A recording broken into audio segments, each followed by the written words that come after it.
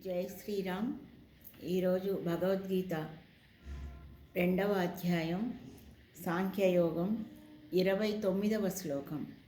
ఆశ్చర్యవత్ పశ్యతి కశ్చిదేన ఆశ్చర్యవద్వదతి తదైవ చాన్యః ఆశ్చర్యవశ్చైనమన్యశృణోతి శ్రుత్వాప్యేనం వేద నచైవ కశ్చిత్. ఆత్మను ఒకడు ఆశ్చర్యంగా చూస్తాడట, మరొకడు చిత్రంగా చెబుతాడట, ఇంకొకడు విచిత్రంగా వింటాడట, ఇంకొకడు ఎంత విన్నా అసలే తెలుసుకోలేడట. ఆశ్చర్యంగా చూసేది మానవులే, చిత్రంగా చెప్పేది మానవులే, విచిత్రంగా వినేది మానవులే. ఎంత విన్నా తెలుసుకోలేక వంట పట్టించుకోకుండా ఉండేది మానవులమే. నిజంగా ఈ శ్లోకం ఆత్మని ఎన్ని రకాలుగా చూస్తామో తెలియజెప్తోంది. ఇక ఈరోజు సబ్జెక్టు పరమాత్మ సృష్టి ఒక నియతి ప్రకారమే జరిగింది. అట్లా ఎందుకు జరగాలి అని మనకు అడిగే హక్కు లేదు. ఆయన నియతి అంతే. ఆ నియతిలో ఎంత సూక్ష్మార్థమో గూఢార్థమో, ఏది ఎలా ఉంటే మనకి ఉపయోగమో ఆయన అన్నీ ముందే మన సౌలభ్యం సౌకర్యం కోసమే సృష్టించాడు. ఉదాహరణకి కళ్ళు చూడటానికి ఉన్నాయి, ముందే ఉన్నాయి కాళ్ళు. అలాగే కాళ్ళు కింద ఉన్నాయి అని వెనకకు పెట్టాల పరమాత్మ, ముందుకే పెట్టాడు. అంటే కళ్ళు చూపే మార్గాన్ని అనుసరిస్తూ కాళ్ళు నడిస్తేనే మనం సక్రమంగా మన గమ్యాన్ని చేరగలం.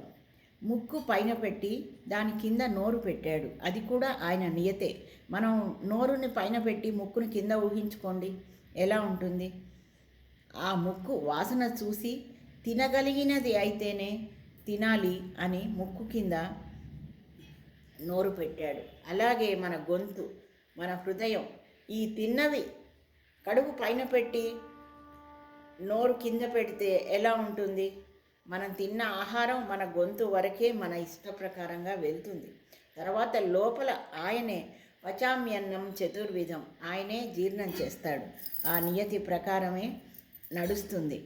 రైలు పట్టాలు తప్పి నడిస్తే ఎంత అనర్థకం. అలాగే మనము చేసే కర్మలు కూడా ధర్మబద్ధం అయితేనే మన జీవితం గమ్యాన్ని చేరుతుంది, సుఖప్రదంగా సాగుతుంది.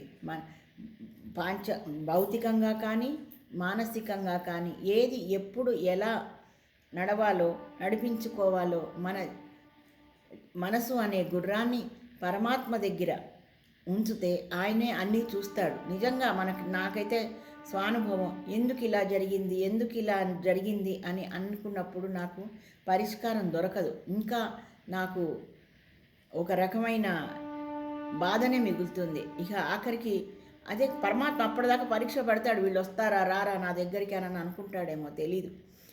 ఆఖరికి ఆ సమస్యను తీసుకెళ్ళి ఆయన పాదాల చెంత పెట్టినప్పుడే నాకు ఎన్నోసార్లు పరిష్కారం దొరికింది, మానసికంగా ఆ ధైర్యము చేకూరింది. అందుకే మనం పరమాత్మని ముందుంచుకొని మన జీవితాన్ని గడుపుదాం. అర్జునుడు యుద్ధం చేశాడు. ఆ యుద్ధం యజ్ఞం అయింది. ఎందుకని?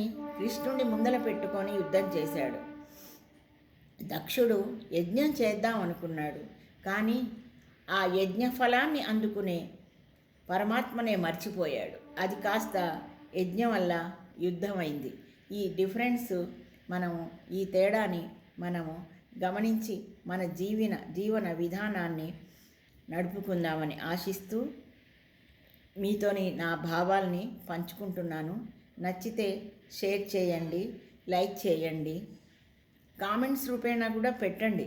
ఎందుకంటే నాలో ఉన్న నెగిటివ్ కానీ ఏమైనా సరిదిద్దుకునే ఉంటే సరిదిద్దుకుంటాను.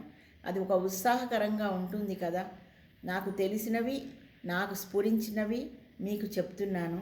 నాలో ఉన్నవి ఇలా కాదు అలా అని చెప్పితే నాకు కూడా ఉత్సాహంగా ఉంటుంది అని నా ఉద్దేశం. ఏదో చెయ్యాలి అన్న తాపత్రయం, నాకు తెలిసినవి మీ అందరితో పంచుకుని మననం చేసుకుందాము అన్న ఉద్దేశం తప్ప ఇంకా ఏం లేదు. నచ్చితే షేర్ చేయండి, లైక్ చేయండి.